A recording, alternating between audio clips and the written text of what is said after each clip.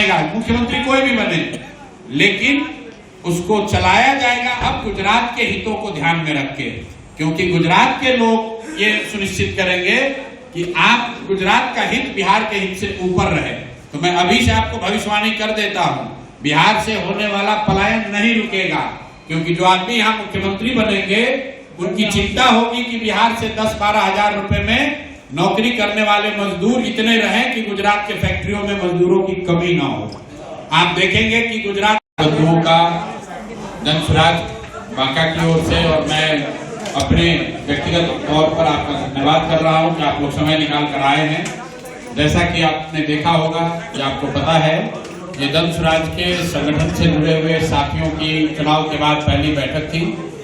बैठक का जो उद्देश्य है, ये चुनाव परिणाम आने के बाद जनसुराज ने ये घोषणा की थी गांधी विद्यारवा आश्रम पश्चिम चंपारण से, जहां से इस अभियान को 3-3.5 साल पहले शुरू किया गया।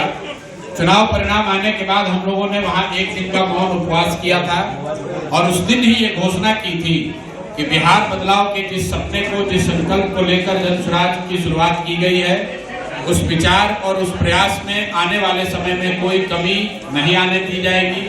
उसके ईमानदारी में, उसकी शुद्धता में, उसकी तीव्रता में कोई कमी नहीं आएगी।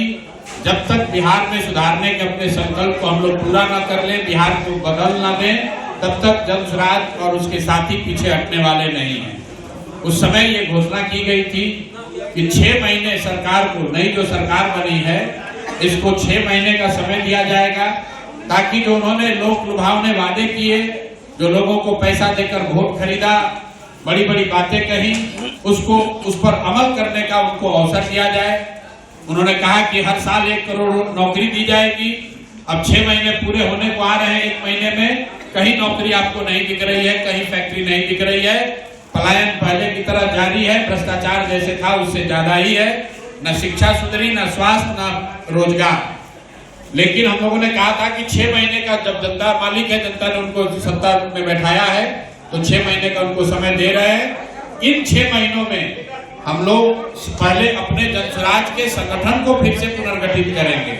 तो अभी जो पिछले 4 घंटे से यहाँ चर्चा चल रही है, वो सिर्फ और सिर्फ संगठन से, इस विचार से जुड़े हुए उन साथियों के फीडबैक के लिए है कि पीछे जो हम लोगों ने प्रयास किया उसमें कहाँ चूक हुई, कहाँ कुछ कमी रह गई, ताकि सभी साथियों की भावना का, उनके अनुभव का, उनके सुझावों को समायोजित करके जनसुराज के संगठन को फिर से पुनर्गठित किया जाए। और अभी जो तय किया गया है कि आने वाले 3 महीने में, मतलब अप्रैल, मई और जून के महीने में जनसुराज के संगठन को हर स्तर पर फिर से पुनर्गठित किया जाएगा। और 3 बार मैं बांका में स्वयं आऊंगा, आज आया हूं, और जब संगठन का पुनर्गठन हो जाएगा तो संगठन के साथ बैठकर आगे के कार्यक्रम को फाइनल करने के लिए 2 बार मैं और फिर से आऊंगा। तो जून तक का जो समय है वो जनसुराज के संगठन को पुनर्गठित करने के लिए है। जुलाई से हम लोग बड़े पैमाने पर फिर सदस्यता अभियान चलाएंगे। और एक और महत्वपूर्ण विषय जिस पर चर्चा अभी चल रही है, निर्णय नहीं हुआ है कि क्या बिहार में होने वाले पंचायती राज के चुनाव में जनसुराज दलगत आधार पर भाग लेगा या नहीं।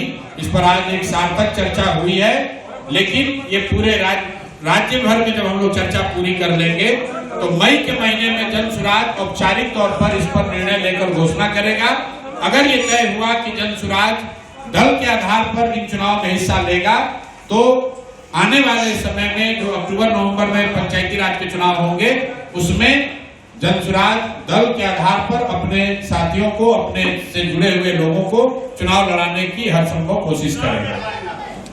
अच्छा, क्या स्थिति है जो हार हुई है, अगर आपका ये सवाल है क्या पाया, तो वही पाया जो पिछले 3 बरस से बता रहे थे कि बिहार में लोगों को सभी चीजों की समझ है, लोग उसकी चर्चा करते हैं, उससे पीड़ित हैं, उस पर चर्चा करते हैं, उसमें सुधार को चाहते हैं, लेकिन सुधारने के लिए जो वोट देने की बात आती है, उस समय कहीं ना कहीं उनसे गलती हो जाती है, चूक हो जाती है।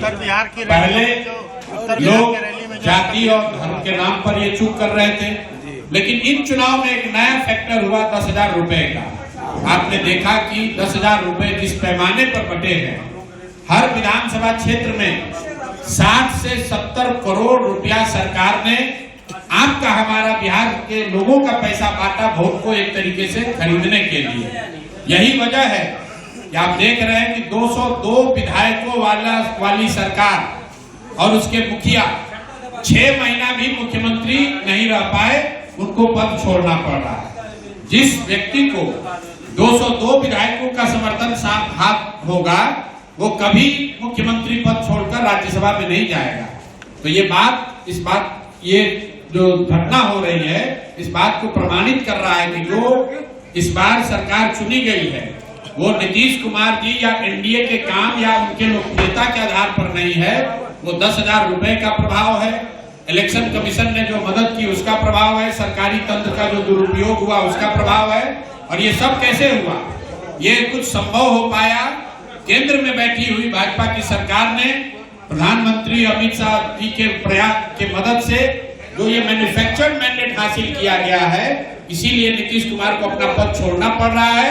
और अब बिहार में सत्ता में वो बैठेंगे जिसको मोदी जी चाहेंगे, अमित शाह चाहेंगे।